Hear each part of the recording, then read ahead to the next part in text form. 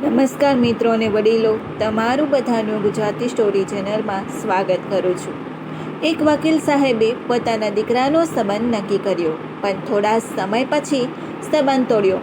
કારણ કે જો આ સ્ટોરી તમને પસંદ પડે તો આ ચેનલને સબસ્ક્રાઈબ, લાઇક, શેર અને કમેન્ટમાં અભિપ્રાય જરૂર આપજો.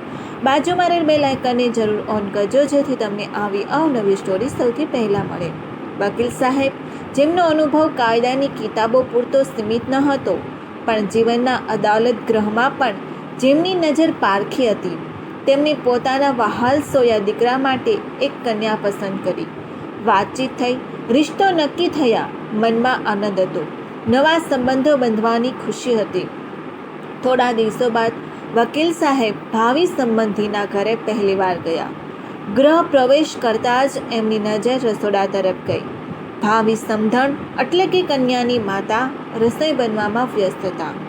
ઘરમાં બાળકો અને ભાવિ પુત્રવધુ બધા ટીવી જોવામાં મશગુલ હતા.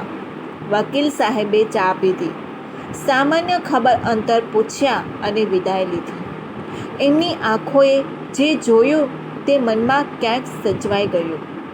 1 મહિનો વીતી ગયો. વકીલ સાહેબને ફરી સમધીના ઘરે જવાનું થયું. આ વખતે દ્રશ્ય કંઈક અલગ હતું.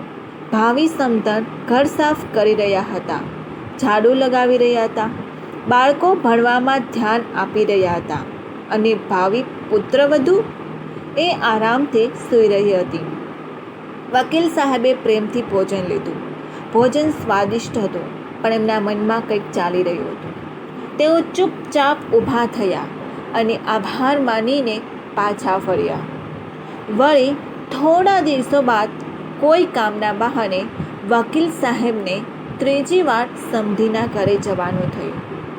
આ વખતે તો એમના આશ્ચર્યનો પાર ન રહ્યો.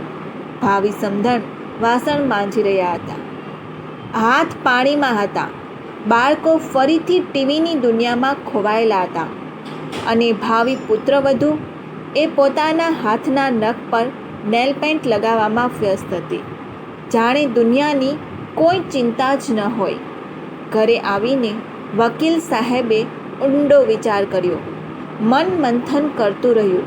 એમને પરિવારજનો સાથે વાત કરી, પોતાની મૂંઝવણ વ્યક્ત કરી અને અંતે એક કઠિન નિર્ણય પર આવ્યા. એમને કન્યા પક્ષને ખબર મોકલાવી કે આ સંબંધ તેમને મંજૂર નથી. કારણ પૂછવામાં આવ્યું ત્યારે વકીલ સાહેબને અવાજ ગંભીર હતો. એમણે કહ્યું, હું 3 વાર તમારા ઘરે ગયો અને 3 વાર મેં માત્ર તમારી પત્નીને જ ઘરના કામકાજમાં વ્યસ્ત જોયા. એક પણ વાર મેં તમારી દીકરીને, મારી ભાવિ પુત્રવધૂને ઘરમાં કોઈ કામકાજમાં મદદ કરતા ન જોઈ.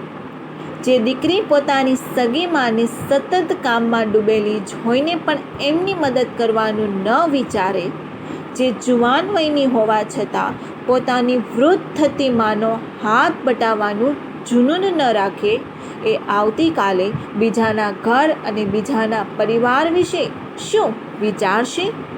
વકીલ સાહેબે ઉમેર્યું, મારે મારા દીકરા માટે વહુ જોઈએ છે, કોઈ ફૂલદાની નહીં જેને માત્ર સજાવીને રાખવાની હોય.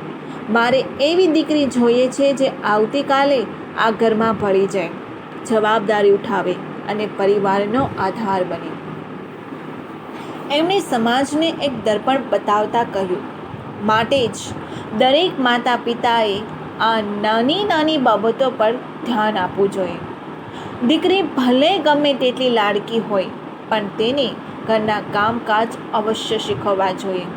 સમય પર તેને સાચું ખોટું શીખવવા માટે થોડી કડકાઈ પણ કરવી જોઈએ, જેથી ભવિષ્યમાં જ્યારે તેની સાસરીમાં વધારે કામ કરવું પડે કે કોઈ મુશ્કેલી આવે ત્યારે તે ભાંગી ન પડે કે ખોટું પગલું ન ભરે.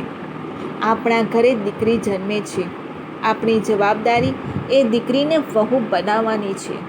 જો આપણે આ જવાબદારી યોગ્ય રીતે નહીં નિભાવીએ, દીકરીમાં વહુના સંસ્કાર નહીં સિંચીએ, તો તેની સજા માત્ર દીકરીને જ નહીં પણ મા બાપને પણ આજીવન ગાળો રૂપે મળે છે. એમણે અંતમાં એક કડવું સત્ય ઉજાગર કર્યું. દરેક વ્યક્તિને સુંદર અને સુશીલ વહુ જોઈએ છે, પણ ભાઈઓ અને બહેન, જ્યાં સુધી આપણે આપણી દીકરીઓમાં એક સારી વહુ બનવાના સંસ્કાર નહીં નાખીએ, ત્યાં સુધી આપણને સંસ્કારી વહુ ક્યાંથી મળશે? આ કડવું સત્ય કદાચ કેટલાક લોકોને ન પચે, પણ કૃપા કરીને તેને વાંચો અને સમજો. બસ આટલી જ પ્રાર્થના. વૃદ્ધાશ્રમમાં માતા પિતાને જ જોઈને મોટાભાગના લોકો માત્ર દીકરીઓને જ દોષ આપે છે, પણ એ કેમ ભૂલી જાય છે કે તેમને ત્યાં મોકલવામાં કોઈ દીકરીનો પણ મહત્ત્વનો ભાગ હોય છે. નહીંતર દીકરાઓ લગ્ન પહેલાં પોતાના માતા પિતાને વૃદ્ધાશ્રમ કેમ નથી મોકલતા? જો તમે આ વાત સાથે સહમત હોય તો દરેક લોકો જોડે શેર કરજો.